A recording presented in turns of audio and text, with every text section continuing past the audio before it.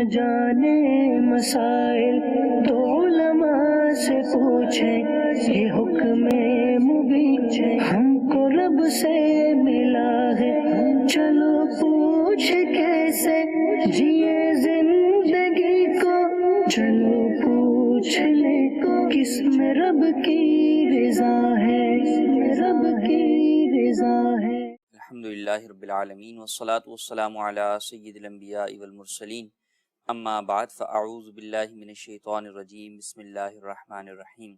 الصلاة والسلام علیک یا رسول اللہ وعلی آلک واصحابک یا حبیب اللہ، الصلاة والسلام علیک یا نبی اللہ وعلی آلک واصحابک یا نور اللہ۔ مدنی چینل کے ناظرین، دارالافتاء اہل سنت کے سلسلے میں آپ کو ایک مرتبہ پھر مرحبا کہتے ہیں، خوش آمدید کہتے ہیں۔ آج ماہ ذوالقعدۃ الحرام کی مناسبت سے ہم اپنے اس سلسلے کے اندر ایک نئے موضوع کو لے کر آغاز کریں گے، اور وہ موضوع بہت اہم ہے۔ دراصل اس ٹاپک کا مہینہ تو ذوالحجۃ الحرام ہی ہے، مگر چونکہ اس کی تیاریاں ماہ ذوالقعدۃ الحرام سے ہی شروع ہو جاتی ہیں، تو یوں وقت سے پہلے ہی اس کے مسائل، اس کے احکام، اس کے شرعی نقطہ نظر کو جاننا، سیکھنا، یہ ایک مسلمان کے اوپر ضروری ہے، تو ہم اس کے اوپر بات کریں گے۔ جی ہاں، ہمارا آج کا موضوع ہے قربانی۔ قربانی کے موضوع کے اوپر گفتگو کریں گے۔ قربانی کس پر واجب ہوتی ہے، قربانی کے واجب ہونے کی صورت کے اندر قربانی کا جانور خریدنے میں کن باتوں کا خیال رکھنا ضروری ہے۔ بالخصوص عمومی طور پہ اگر آپ دیکھیں تو اس وقت کئی جگہوں کے اوپر، اگر میں اپنے ملک پاکستان کی بات کروں تو انفرادی طور پہ قربانی کرنے والے تو شاید جانور اتنا جلدی اکثریت نہیں خریدتی، بلکہ وہ آخری دنوں میں ہی خریدتی ہیں۔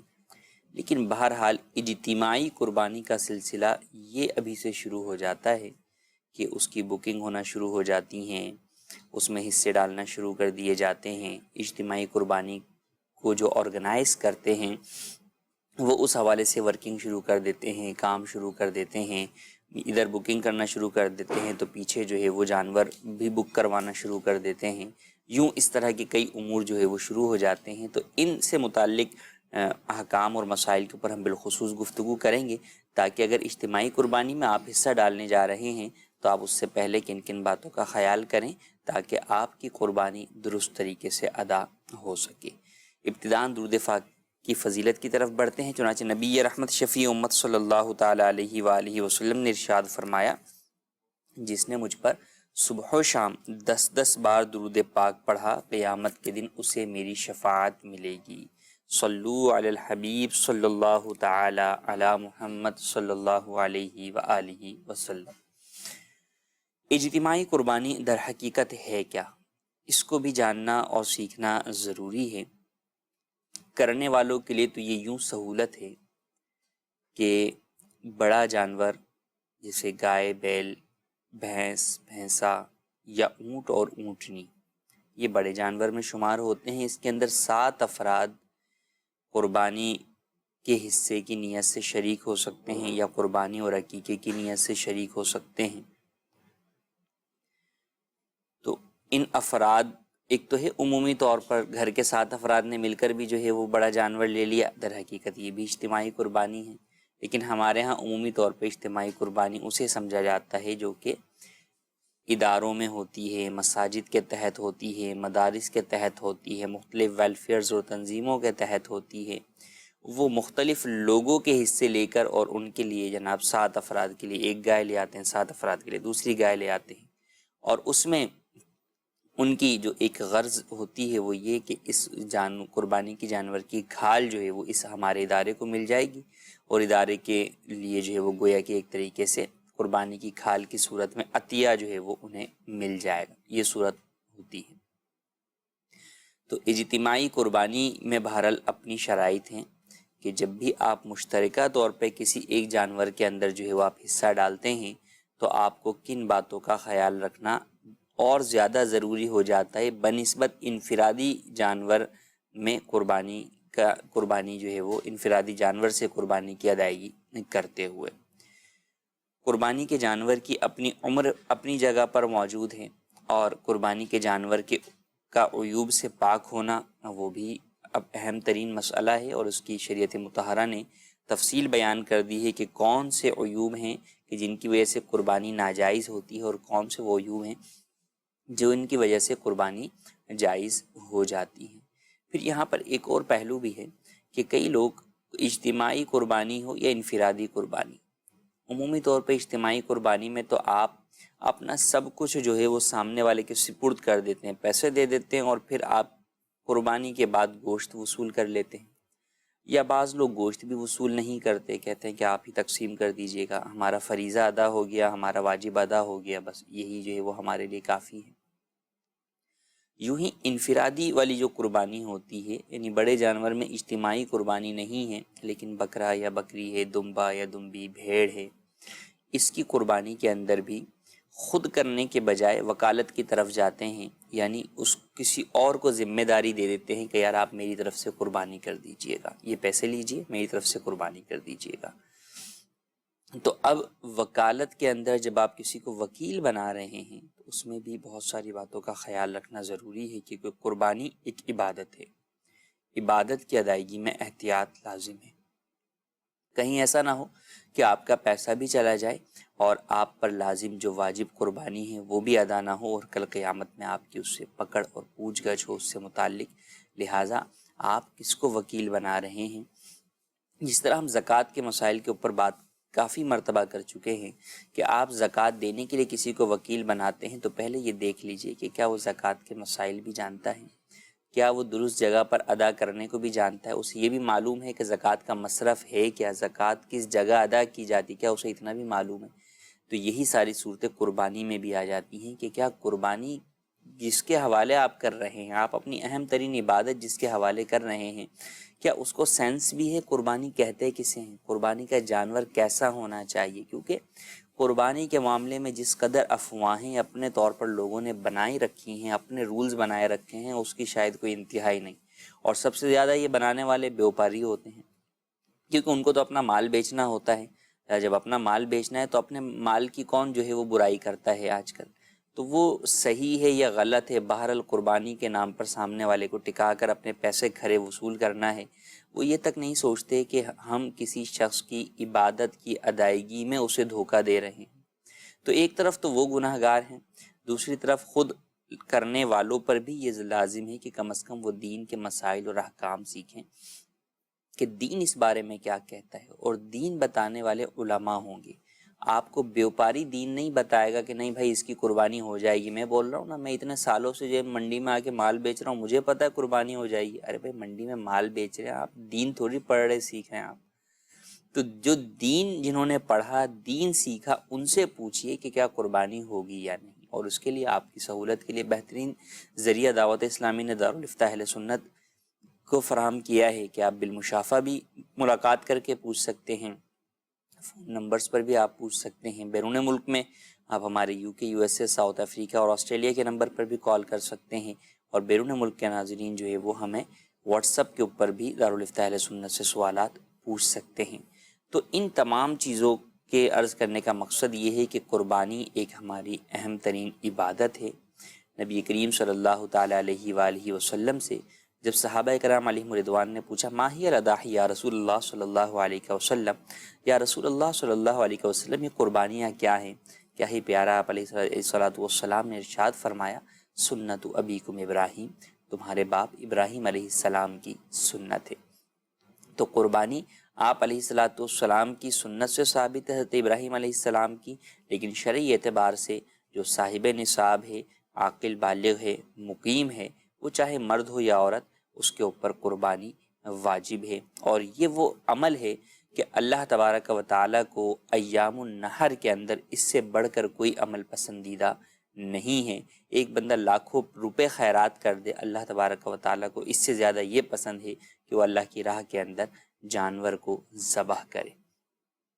تو پتہ چلا کہ اللہ تبارک و تعالیٰ کے نزدیک جو اتنا پسندیدہ عمل ہے، اس کی ادائیگی کے اندر ہمیں اس کے پسندیدہ طریقہ کار کے مطابق، نبی کریم صلی اللہ علیہ وآلہ وسلم کے بتائے ہوئے پسندیدہ طریقہ کار کے مطابق جو ہے وہ ہمیں وہ قربانی ادا کرنی چاہیے، قربانی کا واجب ادا کرنا چاہیے۔ ہم مختلف امور کے اوپر بات کریں گے۔ قربانی کئی پہلوؤں کو جو ہے وہ گھیرے ہوئے ہیں۔ قربانی کے جانوروں کی عمر بھی ہے، قربانی کے جانوروں کو عیوب بھی ہیں، اجتماعی قربانی کے اپنے مسائل بھی ہیں، گوشت سے متعلق اور دیگر احکامات بھی ہیں، پھر ذبح سے متعلق بھی احکامات ہیں۔ ان تمام چیزوں کو ہم ڈسکس کریں گے۔ آئیے بڑھتے ہیں آپ کی کالز کی طرف۔ جی کالز دیجیے۔ مفتی صاحب سے ہمارا یہ سوال ہے کہ جانور کی عمر کتنی ہونی چاہیے اور کتنی عمر میں جائز ہے قربانی کرنی؟ جی، جانور کی عمر کتنی ہونی چاہیے، کس جانور کی قربانی جائز ہے؟ قربانی کے جانور جو ہے وہ 3 قسم کے ہیں، بکرا بکری، اسی میں دمبا دمبی اور بھیڑ بھی شامل ہے، اور گائے بیل، اسی کے اندر بھینس اور بھینسا بھی شامل ہے، اور تیسرا جانور ہے اونٹ یا اونٹنی۔ اونٹ یا اونٹنی کی عمر 5 سال ہونا ضروری ہے۔ گائے بیل بھینس بھینسا کی عمر 2 سال ہونا ضروری ہے، جبکہ بکرا بکری کی عمر 1 سال ہونا ضروری ہے۔ ہاں، دمبا دمبی یا بھیڑ، اس کی عمر اگر 6 ماہ ہے لیکن فربا اس قدر جو ہے وہ موٹا تازہ ہے کہ اگر سال بھر والوں کے اندر کھڑا ہو تو وہ سال بھر جیسا ہی لگے تو اس کی قربانی بھی ہو جائے گی۔ لیکن یہ حکم فقط بھیڑ دمبا دمبی کے ساتھ ہی خاص ہے، یہ حکم بکرا بکری کے ساتھ یا گائے کے ساتھ خاص نہیں ہے۔ لوگ اسی چیز کو قیاس کرتے ہوئے آج کل بڑے جانوروں پر بھی یہ کہہ رہے ہوتے ہیں جناب دیکھنے میں تو بڑا جو ہے وہ ڈیل ڈول والا ہے، تو بڑا بھاری جسامت والا ہے، 2 سال جیسا لگ تو رہا ہے، تو کیا کر لیں اس کی؟ تو یہاں پر لگنے پہ نہیں بلکہ حقیقی عمر پر ہی مدار ہوگا۔ اب سوال یہ آتا ہے کہ جناب جانوروں کی ڈیٹ آف برتھ تو جو ہے وہ کوئی ادارہ نہیں بناتا کہ وہ ان کے جو برتھ سرٹیفکیٹ جاری کر رہا ہو، تو ہمیں کیسے پتہ چلے گا کہ یہ جانور 2 سال کا ہے یا نہیں؟ اللہ تبارک و تعالی نے قانون قدرت اور فطرت کے تحت ان کی عمر کو ظاہر کرنے کے لیے ان کے دانتوں کو ذریعہ بنایا۔ جی ہاں، ان کے جو درمیان کے 2 دانت ہوتے ہیں جو کہ عام دانتوں سے ہٹ کر ہوتے ہیں اور کافی بڑے اور چوڑے ہوتے ہیں، ان کو بنایا کہ جب وہ 2 دانت پورے ہوتے ہیں تو گویا کہ یہ جانور 2 سال کا ہو گیا ہے۔ یہ اس کی عمر کا جانچنے کا طریقہ ہے۔ فی زمانہ اس معاملے کے اندر بھی بہت زیادہ بیوپاریوں کی جانب سے بہت زیادہ اس بارے میں لوگوں میں غلط فہمیاں پھیلائی جاتی ہیں کہ جناب 2 سال کا ہو گیا ہے، جناب دانت گرا دیے ہیں، نکالنے والا ہے، یا 1 دانت نکال دیا ہے 1 دانت باقی ہے۔ ان سب چیزوں میں لوگ جو ہے وہ کنفیوز ہو رہے ہوتے ہیں۔ اب یا تو وہ سستا مل رہا ہوتا ہے یا وہ جناب جسامت کے اعتبار سے بڑا فربا ہوتا ہے، یوں ہمیں پسند آ جاتا ہے، تو اب اس کے اوپر کئی لوگ جو ہے وہ بات کر رہے ہوتے ہیں کہ یار کسی طرح اس کی اجازت مل جائے، یہ جانور مل جائے نا، مفتی صاحب اجازت دے دیں۔ تو اس بات کو جاننا ضروری ہے کہ دیکھیے قربانی عبادت میں احتیاط ضروری ہے۔ تھوڑی سی بھی بے احتیاطی آپ کی اس قربانی کو ضائع کر سکتی ہے، لہٰذا 4 پیسے اگر بچ رہے ہیں اور نتیجے میں قربانی نہیں ہو رہی تو سارے پیسے ہی ڈوب گئے آپ کے، گوشت کھانا تو مقصد آپ کا بھی نہیں ہے، تو لہٰذا آپ اس معاملے میں بے احتیاطی نہ کیجیے۔ جس کے بارے میں مکمل طور پر آپ کو یقین ہو کہ یہ 2 سال کا ہے اور اس کی جو علامت ہے وہ آپ کے سامنے بیان کر دی گئی ہے، اسے ہی لیجیے۔ اس سے کم کے اوپر نہ کسی بیپاری کی بات کا اعتبار کیجیے، نہ ہی اور کسی بات کا اعتبار کیجیے، بلکہ علامت کے اعتبار سے ہی جانور لینے کی کوشش کیجیے۔ اور اس کے اندر بھی فی زمانہ دھوکہ دہی عام اس قدر ہے کہ ان درمیان کے 2 دانتوں کو بڑا کرنے کے لیے نقلی دانت بھی لگائے جاتے ہیں۔ نہ صرف نقلی بلکہ دوسرا حل یہ بھی ہوتا ہے کہ جو سائیڈ کے دوسرے دانت ہیں انہیں گھس کے چھوٹا کر دیا جاتا ہے، تو جب وہ چھوٹے ہو جاتے ہیں تو یہ خود ہی بڑے نظر آ رہے ہوتے ہیں، تو یہ بھی ہوتا ہے۔ تو اس معاملے کے اندر احتیاط ضروری ہے کہ ماہر فرد جو کہ ان دانتوں کا تعین کر سکتا ہو اس کی نگرانی میں ہی جا کر آپ جو ہے وہ خریدیں، یا پہلے اس دانت کے حوالے سے پہچان حاصل کر لیں، کیونکہ یہ دانت بہرحال گھسائی میں تو جو ہے وہ ارد گرد والے چھوٹے ہو جائیں اور یہ بڑے نظر آنے لگ جائیں یوں تو ہو سکتا ہے، لیکن یہ دانت بنسبت دوسرے دانتوں کے چوڑے بھی ہوتے ہیں، چوڑائی کے اندر بھی جو ہے وہ زیادہ ہوتے ہیں، تو چوڑائی کو بہرحال کسی طریقے سے بڑھایا عمومی طور پہ نہیں جا سکتا۔ تو ان تمام چیزوں کو بہرحال کسی ماہر جاننے والے کے پاس آپ جا کر سمجھ لیں، سیکھ لیں، یا اس کی نگرانی میں خریدیں، تو اس طرح عمر کو جانچا جاتا ہے۔ ہاں البتہ اگر کوئی جانور آپ کے ہی گھر میں پلا بڑا ہے، آپ کو پتہ ہے اب اس نے جو ہے وہ دانت نہیں نکالے یا دانت نہیں توڑے، تو بہرحال پھر قربانی ہو جائے گی کہ اب آپ کو اس کی عمر کا پکا یقین ہے۔ لیکن بیوپاری کی بات پر یہاں پر اعتماد کرنا یہ نہیں، کیونکہ بہرحال وہ یہاں پر مقام تہمت پر ان معنوں میں کھڑا ہوا ہے کہ وہ اپنا مال بیچنے کے لیے وہ جھوٹ بولتا ہے، اور جھوٹ کا سہارا لینا بہت عام ہے، تو لہٰذا اس کی بات کا اعتبار کرتے ہوئے اپنی قربانی کو داؤ پر نہیں لگایا جائے گا۔ جی مزید کالز کی طرف۔ میرا مفتی صاحب سے سوال ہے کہ کیا کوئی بکرا اگر کسی دربار پہ منت ماننا ہو تو کیا ہم اس کی قربانی کر سکتے ہیں؟ جی مزید کال۔ مفتی صاحب کا سوال یہ کہ اگر کوئی شخص اپنی اور اپنے گھر والوں کی قربانی خود اپنے پیسوں سے کرتا ہو تو گوشت کا جو مالک ہے وہ کون ہوگا، قربانی کرنے والا یا جن جن کی طرف سے قربانی کی وہ ہوں گے؟ جی مزید کال۔ میں اس دفعہ حج کی سعادت کے لیے جا رہا ہوں، تو ایک قربانی تو وہ حج کی ادھر کرنی ہے، لیکن کیا مسافر ہونے کی وجہ سے مجھے ادھر قربانی کرنی پڑے گی؟ جو سنت ابراہیم کی قربانی ہے وہ میں کروں گا یا نہیں کروں گا؟ اس کے بارے میں تفصیلاً جو آپ ارشاد فرما دیں۔ جی پہلا سوال ہمارا یہ کہ اگر کوئی مزار پر جو ہے وہ وہاں کے جو لوگ ہیں، زائرین ہیں، ان کو کھانا کھلانے کے لیے جو ہے وہ منت مانی تھی کہ بھئی یہ بکرا ذبح کر کے اس کا گوشت جو ہے وہ مزار کے زائرین میں تقسیم کروں گا یا اس کا جو ہے وہ کھانا بنا کر تقسیم کروں گا، تو اب اگر کیا اسی بکرے کو ہم قربانی میں ذبح کر سکتے ہیں؟ دیکھیے منت دو طرح کی ہوتی ہے، ایک منت شرعی ہوتی ہے اور ایک منت عرفی ہوتی ہے۔ شرعی منت یہ کہ اللہ تبارک و تعالیٰ کے لیے میں اس جانور کو جو ہے وہ ذبح کروں گا، یا میں اس جانور کو صدقہ کروں گا، یا میرا فلاں کام ہو جائے تو میں اس جانور کو راہ خدا میں جو ہے وہ ذبح کروں گا، یہ شرعی منت ہوتی ہے۔ تو اگر اس طرح کسی مخصوص بکرے پر منت مانی گئی تو اب تو اس بکرے کو اس منت میں ہی جو ہے وہ ذبح کرنا ضروری ہوگا، آپ اس بکرے کو قربانی میں ذبح نہیں کر سکتے۔ اور اگر یہ نہیں ہے بلکہ عرفی منت ہے، جیسے مزار پر جو ہے وہ زائرین کو کھلانے کی منت ہے، تو یہ عرفی منت ہے، شرعی منت نہیں ہے۔ اس صورت کے اندر اس جانور کی قربانی بھی کی جا سکتی ہے۔ ہاں بہتر یہ ہے کہ جو نیت کی ہے اس نیت کے اعتبار سے اس نیت کو اپنی تبدیل نہ کریں، اور اس نیت کے مطابق اس بکرے کو وہیں پر ہی زائرین کے کھلانے میں تقسیم کریں، اور قربانی کے لیے اپنا علیحدہ جانور کا جو ہے وہ اہتمام کیجیے۔ دوسرا سوال یہ کہ ہم اپنے طرف سے اور اپنے گھر والوں کی طرف سے بھی قربانی کرتے ہیں، تو گوشت کا مالک کون ہے؟ جی ہاں، گوشت کا مالک جو ہے وہ جس چیز کی قربانی ہے وہی جو ہے وہ گوشت کا مالک قرار پائے گا۔ اگرچہ آپ سب کی طرف سے پیسے دے رہے ہیں، لیکن وہ پیسے آپ ان کی اجازت سے دے رہے ہوتے ہیں، قربانی کے جانور کی ملکیت انہی کی طرف جو ہے وہ لوٹتی ہے، وہی اس کے مالک ہوتے ہیں، لہذا گوشت کے مالک بھی ہر فرد اپنے اپنے حصے کے مطابق ہوگا۔ تیسرا سوال، اور یہ بہت اہم سوال ہے، قربانی کا یہ ایک اہم مسئلہ ہے وہاں پر کہ قربانی کی شرط میں یہ ہے کہ قربانی صاحب نصاب پر ہے اور عاقل بالغ مقیم شخص پر ہے، مسافر پر نہیں۔ اب وہ افراد جو کہ مکۃ المکرمہ میں ان ایام میں یعنی قربانی کے ایام میں مقیم ہوں گے، یعنی وہ 15 دن پہلے ٹھہر چکے ہیں مکۃ المکرمہ میں مینا کی طرف نکلنے سے پہلے، تو ایسی صورت کے اندر وہ مقیم ہو گئے تو ان پر قربانی واجب ہوگی، جبکہ وہ صاحب نصاب بھی ہوں۔ تو اگر انہوں نے حج تمتع یا قران کیا ہے تو ایک تو حج کی قربانی، اسے دم شکر کہا جاتا ہے، وہ ان پر لازم ہوگی، دوسرا یہ سالانہ قربانی بھی ان کے اوپر لازم ہوگی جبکہ وہ صاحب نصاب ہیں اور مقیم ہیں۔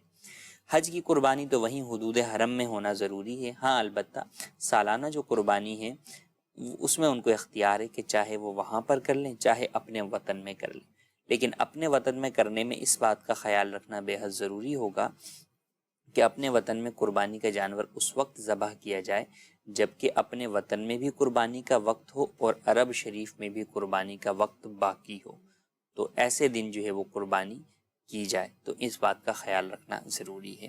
اگر آپ وہاں پر مسافر ہیں کہ آپ مینا سے پہلے جو ہے وہ 15 دن مکۃ المکرمہ میں نہیں ٹھہرے، 7-8 دن پہلے جو ہے وہ آپ آئیں، چاہے آپ اپنے ملک سے فلائٹ آپ کی وہاں پہنچی ہے اور مینا جانے میں 7-8 دن ہیں، 10 دن ہیں، یا آپ مدینہ منورہ سے جو ہے وہ آئے ہیں تو اب مینا جانے میں 8-10 دن ہیں، 14 دن بھی ہیں، 15 دن نہیں ہیں، تو اب آپ جو ہے مسافر ہیں۔ اب مینا کے اندر بھی آپ مسافر ہی قرار پائیں گے اور آپ پر قربانی واجب سالانہ والی نہیں ہوگی۔ لیکن یہاں پر ایک بہت اہم جو ہے وہ احتیاط والا پہلو ہے جس کی طرف میں نشاندہی کرنا چاہوں گا کہ 12 ذوالحجۃ الحرام کو جب مینا کی رمی کی جاتی ہے بعد زوال، تو اب اس کے بعد لوگ مکۃ المکرمہ کی طرف آنا شروع ہو جاتے ہیں۔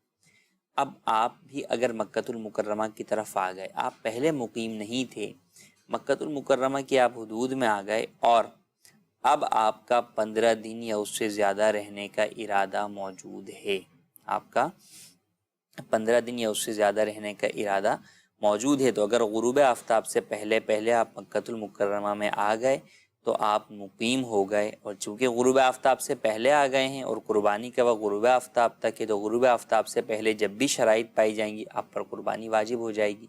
لہٰذا اگر آپ کو یہ معلوم ہے کہ آپ صاحب نصاب ہیں اور آپ غروب آفتاب سے پہلے مکے میں آ جائیں گے اور مکے میں آپ کو اس کے بعد 15 دن رہنا بھی ہے، تو بہرحال پھر اپنی قربانی کا آپ بندوبست کر کے رکھیے کہ آپ کی قربانی ادا کی جائے، اور وہ اسی اعتبار سے ادا کی جائے کہ اس وقت آپ کے ملک میں بھی قربانی جہاں پر ہو رہی ہے وہاں پر بھی قربانی کا وقت موجود ہو اور عرب شریف میں بھی قربانی کا وقت موجود ہو۔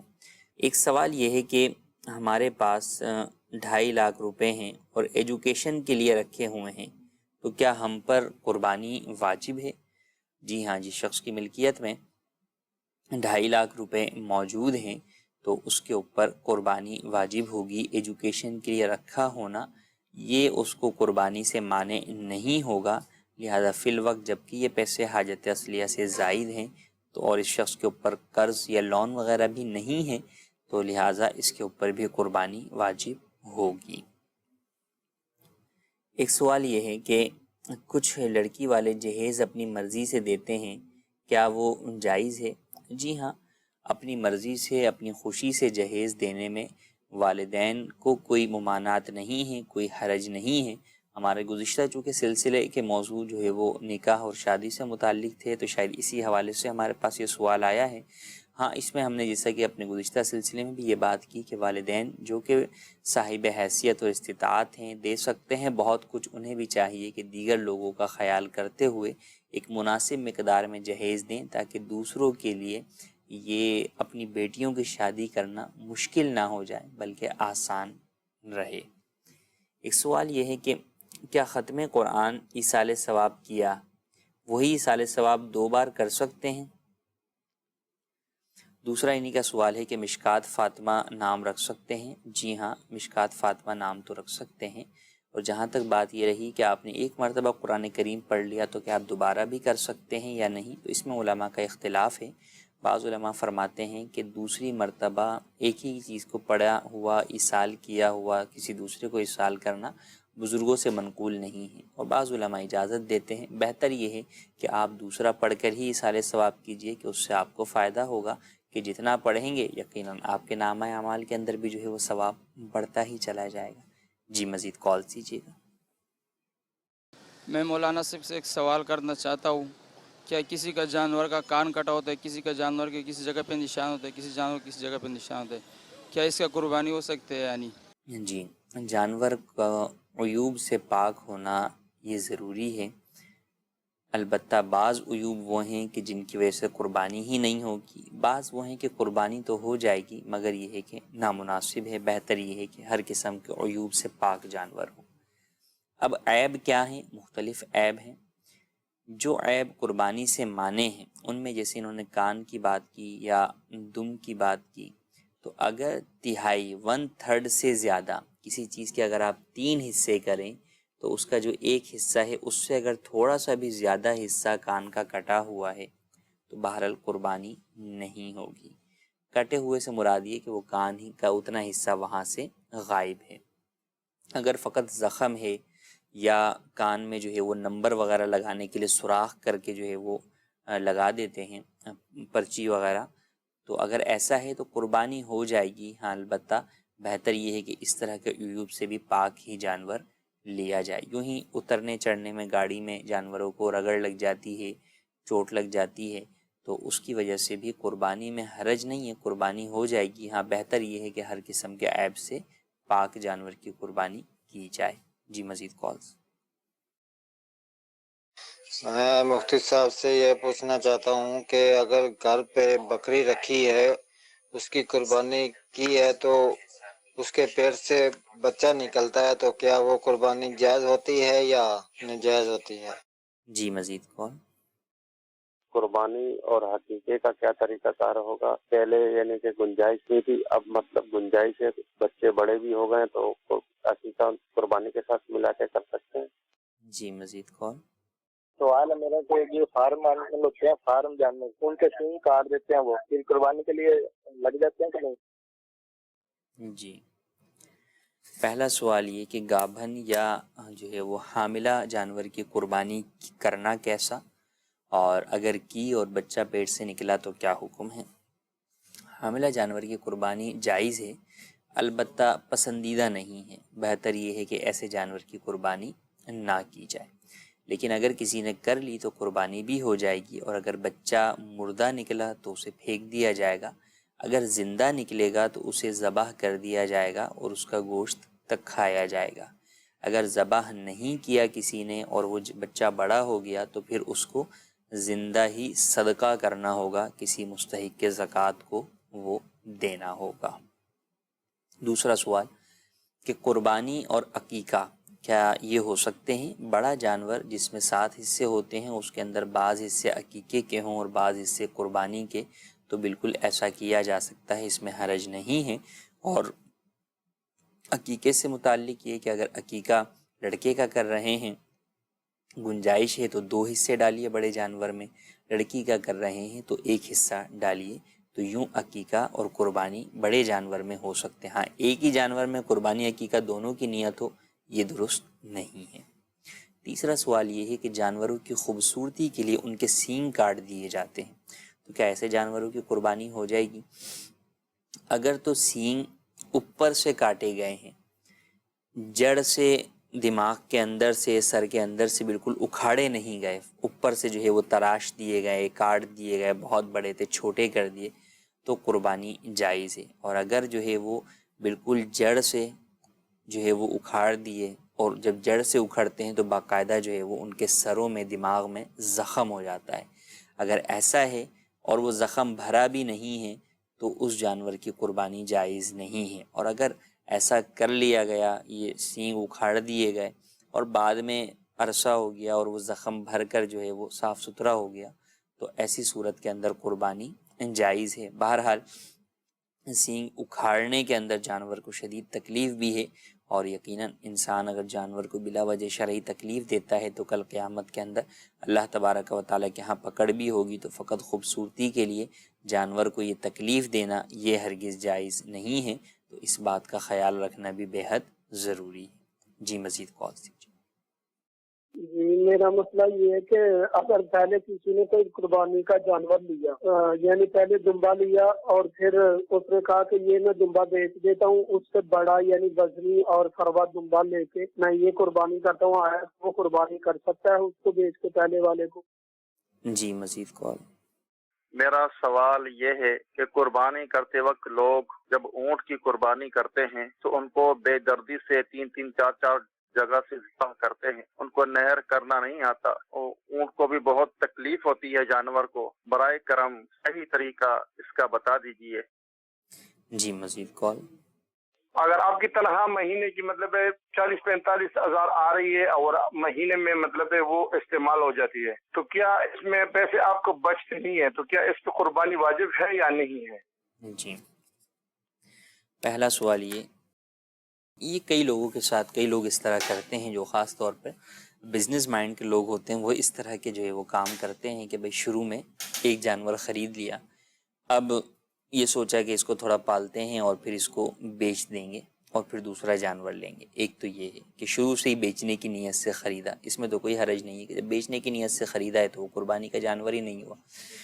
اور ایک یہ ہے کہ قربانی کی نیت سے خریدا تھا، اب بعد میں جو ہے وہ سوچا کہ یار اس سے اچھا جانور لے لیتا ہوں یا اس کو بیچ کر دوسرا جانور لے لیتا ہوں، تو اگر تو شرعی فقیر تھا، جس پر قربانی واجب نہیں تھی، لیکن اس نے شوق کے اندر ثواب کی نیت سے جانور قربانی کے لیے خرید دیے، تو اب وہ اس کو تبدیل نہیں کر سکتا، اس پر اسی جانور کی قربانی لازم ہے۔ اور اگر کوئی شخص صاحب نصاب تھا، اس نے جو ہے وہ قربانی کے لیے جانور خریدا اور اب اسے تبدیل کرنا چاہتا ہے، تو اس سے اعلیٰ سے تو تبدیل کر سکتا ہے۔ مثال کے طور پہ 10,000 کا جانور خریدا تھا تو 20,000، 15,000، 12,000 والے سے تو ایکسچینج کر سکتا ہے، کم والے سے ایکسچینج نہیں کر سکتا، تو اس بات کا خیال رکھنا ضروری ہے۔ دوسرا سوال کہ اونٹ کی قربانی کے اندر بہت زیادہ اونٹ کو تکلیف دی جاتی ہے، واقعی ایسا ہی صورتحال ہے۔ اونٹ کو ذبح بھی کرنا جائز ہے، لیکن سنت طریقہ اونٹ کو نہر کرنا ہے کہ اس کے حلق میں جو ہے وہ چھرا گھونپ دیا جاتا ہے کہ جس سے وہ جو ہے وہ مکمل طور پر ٹھنڈا ہو جاتا ہے، تو وہ فقط ایک ہی مرتبہ ہے کہ ایک مرتبہ وہ جو ہے وہ چھرا گھونپ دیا جائے اور اس کے بعد اسے چھوڑ دیا جائے۔ جب اس خون اس کا نکل جائے گا، وہ خود ہی جو ہے وہ آہستہ آہستہ زمین پر آ جائے گا اور ٹھنڈا ہو جائے گا، اب اس کے بعد جو ہے وہ اس کو کیا جائے۔ لیکن عمومی طور پر اونٹ میں بھی جان ہوتی ہے کہ وہ اس کی گردن کے اوپر مزید 2-3 جگہوں سے کاٹ رہے ہوتے ہیں، تو ایسا کرنا جائز نہیں ہے، جانور کو بلا وجہ تکلیف دینا ہے جو کہ ناجائز و گناہ ہے، اس سے بچنا بے حد ضروری ہے۔ تیسرا سوال یہ کہ تنخواہ دار شخص ہے اور 40-45 ہزار تنخواہ ہے، تو کیا قربانی واجب ہوگی؟ دیکھیے، قربانی کا دار و مدار یا زکوٰۃ کا دار و مدار جو ہے وہ تنخواہ پر نہیں ہے، مدار اس کے اوپر ہے کہ آپ کے پاس بچتا کتنا ہے۔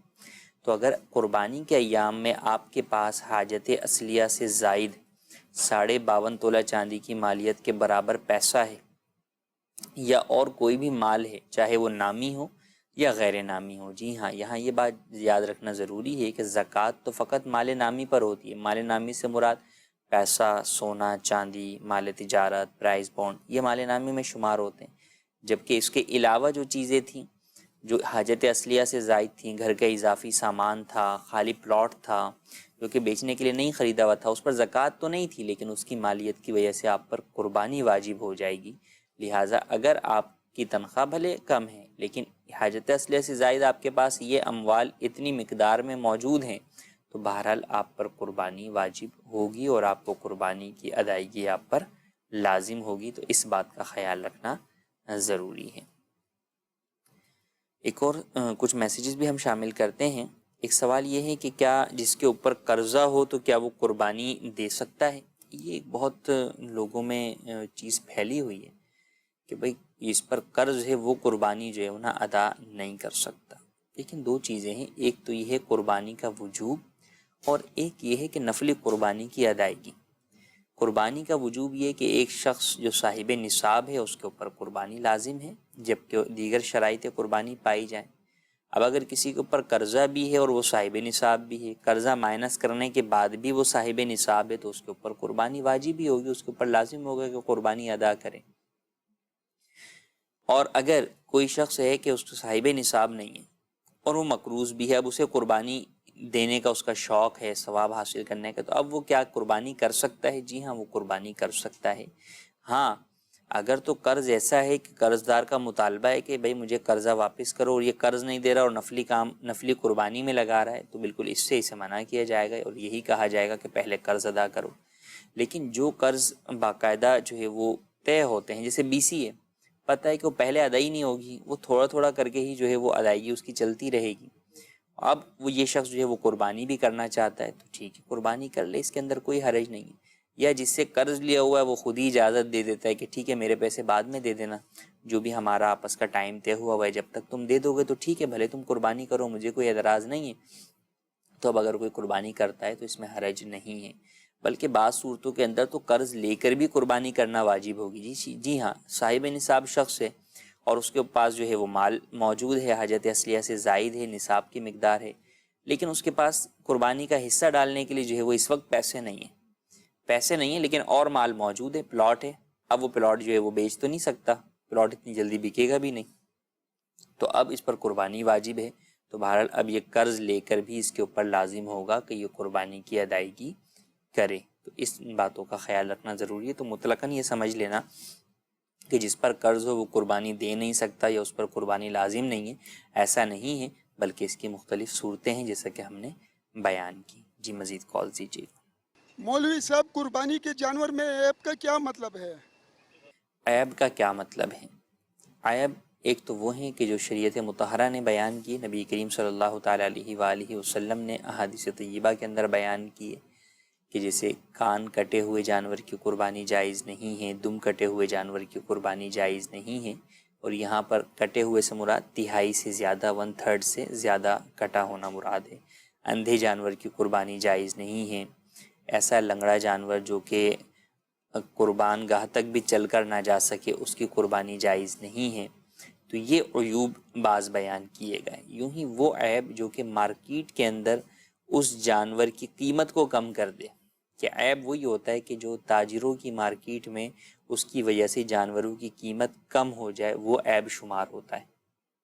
تو وہ عیب بھی مراد ہے کہ بعض صورتوں کے اندر یہ جتنے عیوب بیان کیے گئے، ان عیوب کی وجہ سے یقیناً مارکیٹ کے اندر جو ہے وہ جانور کی قیمت جو ہے وہ کم ہو جاتی ہے، تو لہٰذا ان باتوں کا خیال رکھنا بھی ضروری ہے۔ ہاں اگر کوئی عیب ہے جو کہ شرعاً عیب ہے، لیکن جناب یونیک ہونے کی وجہ سے مارکیٹ میں اس چیز کی قیمت کم نہیں ہوتی بلکہ قیمت اور بڑھ جاتی ہے، تو وہاں پر تاجروں کی قیمت کو پیش نظر نہیں رکھا جائے گا، بلکہ شرعی اعتبار سے جب کہ وہ عیب موجود ہے تو اس کی قربانی نہیں ہوگی۔ تو اس بات کا بھی خیال رکھنا ضروری ہے۔ جی مزید کال۔ محمد ظہیر بات کر رہا ہوں، میاں والی۔ سوال ہے، سنت کے مطابق داڑھی شریف نہ ہو اس کے اذان دے سکتا ہے؟ جی مزید کال۔ سر مجھے ایک تو یہ سوال کرنا ہے کہ مجھے یہ بتائیں کہ یہ جو قصر نماز ہوتی ہے اس میں سنت لازمی ہے نا؟ سنت صرف۔ اور دوسرا میرا یہ سوال ہے کہ جو ایک تو خانہ کعبہ کی طرف ٹانگیں نہیں کرنی چاہیے، کتب کے بارے میں بتا دیں گے، کتب کی طرف ٹانگیں کر کے سونا جائز ہے یا ناجائز ہے؟ جی مزید کال۔ سوال یہ ہے کہ باپ تو قربانی کرتا ہے، اگر بیٹا باہر ہو، اس کے پیسے آئے ہوئے ہوں، تو کیا اس پہ بھی واجب ہے قربانی؟ جی پہلا سوال یہ کہ داڑھی نہیں ہے تو کیا اذان دے سکتے ہیں؟ کہ داڑھی ایک مسلمان مرد کے لیے ایک مٹھی داڑھی رکھنا واجب ہے۔ جو داڑھی منڈواتا ہے یا ایک مٹھی سے کم کرواتا ہے وہ فاسق مولن ہے، اور اس کا اذان دینا مکروہ ہے، بلکہ اس کی دی ہوئی اذان کو دوبارہ دیا جائے گا۔ لہٰذا اولاً تو بطور مسلمان ہی ہر مسلمان مرد پہ لازم ہے کہ ایک مٹھی داڑھی رکھے، اور اگر آپ کی داڑھی نہیں ہے تو پھر آپ اذان یا امامت جیسے منصب پر آگے نہ بڑھیں، بلکہ اپنی داڑھی پوری کیجیے، اور نہ صرف داڑھی بلکہ اذان دینے کے لیے اذان کے کلمات کی درست ادائیگی بھی بہرحال ضروری ہے۔ دوسرا سوال تھا کہ قصر میں سنت پڑھیں گے یا نہیں۔ اگر آپ مسافر شرعی ہیں تو آپ قصر نماز پڑھ رہے ہیں تو قصر فقط فرضوں میں ہوتی ہے، سنت میں نہیں۔ سنت پوری ہی پڑھی جاتی ہے۔ ہاں البتہ مسافر ہے، سفر میں ہے، راستے میں ہی ابھی جا رہا ہے، ٹرین میں ہے، تو اس کے اوپر سنتوں کی معافی ہے۔ لیکن اگر کوئی کسی شہر میں جا کر ٹھہر گیا ہے، نہ وہ اس کا وطن اصلی ہے، تو وہاں پر بہرحال چاہیے یہ کہ سنتیں ادا کرے۔ اسی طرح انہی کا سوال تھا کہ خانہ کعبہ کی طرف تو پاؤں پھیلانا منع ہے، بید بھی ہے، کیا کتب کی طرف بھی پاؤں پھیلانا منع ہے؟ کتب کی طرف پاؤں پھیلانا شرعاً کوئی منع نہیں ہے، اس میں کوئی بید بھی نہیں ہے، کتب کی طرف پاؤں پھیلائے جا سکتے ہیں۔ خانہ کعبہ کی تعظیم کی وجہ سے اس کی طرف پاؤں پھیلانا منع ہے اور بے ادبی ہے۔ تیسرا سوال ہمارا یہ کہ بیٹا باہر ہے اور وہ باپ کو پیسے بھیجتا ہے قربانی کے لیے، تو کیا قربانی ہو جائے گی؟ جی ہاں، بیٹے کی طرف سے باپ کرے گا تو قربانی ہو جائے گی۔ یوں ہی بیٹا اگر باپ کو کہہ دیتا ہے کہ آپ ان پیسوں سے میری بھی قربانی کیجیے، اپنی بھی کیجیے، والدہ کی بھی کیجیے، تو اب والدہ کی اجازت لے کر یا جن جن کا بھی وہ کہتا ہے ان سب سے اجازت لے کے بیٹے کے پیسے سے سب کے لیے بھی قربانی کی جا سکتی ہے۔ اس میں شرعی اعتبار سے کوئی حرج نہیں ہے۔ آج کے سلسلے کے اندر ہم نے کئی مسائل اور احکام سیکھے قربانی سے متعلق۔ اللہ تبارک و تعالیٰ سے دعا کرتے ہیں کہ اللہ تبارک و تعالیٰ ہمیں ان احکام اور مسائل پر عمل کرنے کی توفیق عطا فرمائے۔ آئندہ سلسلے میں بھی انشاءاللہ اسی موضوع کو لے کر ہم کنٹینیو کریں گے۔ اللہ تبارک و تعالیٰ ہمیں عمل کی توفیق عطا فرمائے، آمین بجاہ النبی الامین۔ صلو علی الحبیب صلی اللہ تعالی علی محمد صلی اللہ علیہ وآلہ وسلم۔ نہ جانے مسائل تو علماء سے پوچھیں، یہ حکم مبین ہم کو رب سے ملا ہے، چلو پوچھ کیسے جیے زندگی کو، چلو پوچھ رب کی رضا